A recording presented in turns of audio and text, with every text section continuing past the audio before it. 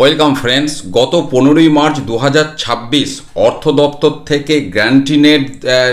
Employee যারা আছেন, তার মধ্যে শিক্ষক, শিক্ষাকর্মী, পেনশনার অবশ্যই পড়ছেন।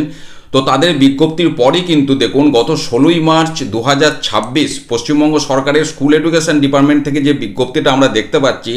যেটা দেওয়া হয়েছে deputy secretary to the government of West Bengal, এবং দেওয়া হচ্ছে কাদের উদ্দেশ্যে দেখুন, commissioner of school education,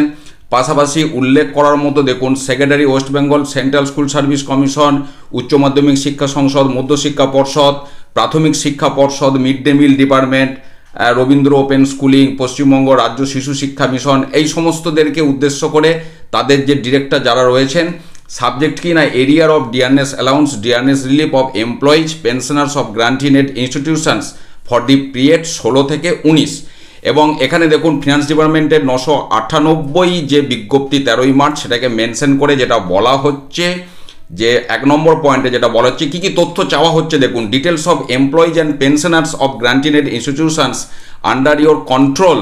and the authenticated details of their pay and allowances, পাশাপাশি pension including the details of dearness allowance and dearness relief